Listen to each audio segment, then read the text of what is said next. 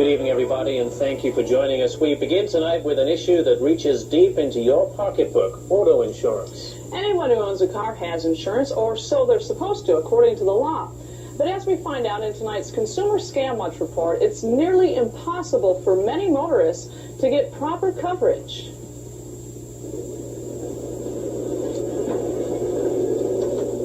Military retiree Harold Diedrich divides his time between two states, Washington and Arizona. His primary residence is Washington State, but for 3 to 6 months out of the year, he lives here in Yuma. About 5 years ago, Harold bought a home and registered his RV and car in Arizona. No problem then, but now it's a different story. It's been really frustrating because I can't get no answers from anybody. Under a new law passed just last January, every motorist must show a card issued by insurance companies to prove they have required insurance. Harold is insured through a nationwide insurance company, but when he went to update his license plates, he was rejected because he didn't have the proper Arizona insurance card. The catch? Every card must have an ADOT code, or Arizona Department of Transportation code. That is a 4-digit number. Harold was told his local insurance agent would provide the card, but he would not, unless he transferred his policy here. Mandatory insurance, that's fine. But when I show my proof, which the state requires, and I show proof of financial responsibility, then I should be able to get my license tags. The problem isn't just with Harold Dietrich's insurance company. The problem also lies with the state's new mandatory auto insurance law. Now Harold and other motorists are caught right in the middle. So who's to blame? A recent study in Maricopa County showed that half of all motorists and up to 70% of those mailing in registration renewals have been rejected because they lack the proper insurance cards, in part because insurance companies have lagged in providing them. Well, as we said earlier, the Arizona Senate will debate the issue surrounding the mandatory auto insurance law tomorrow. Joining us now live in our studios is Darla Schofield, a representative from the insurance industry. Thank you for joining us. You're welcome. First of all, there seems to be a lot of confusion over this new law. Would you agree with that? I would say it's more lack of communication between the insurance agent and the consumer.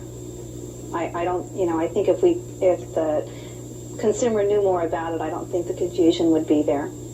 Well, where is the problem coming in? I talked with a representative from the state, and they were saying that before this law went into effect, they had numerous meetings with the insurance industry, and yet the information is not being passed on to the consumer. What's happening here?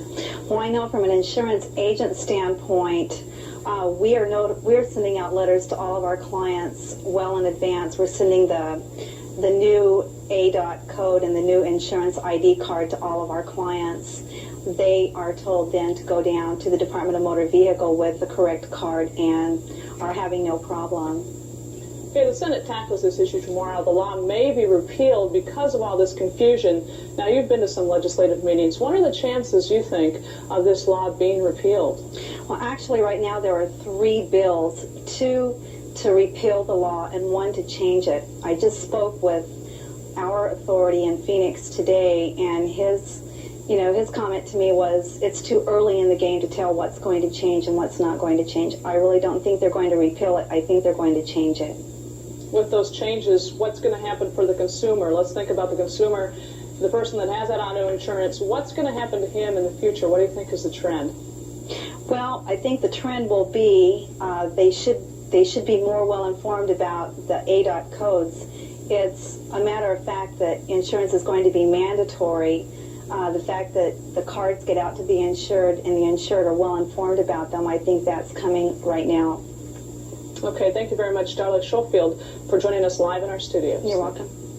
Well, meanwhile, California's top insurance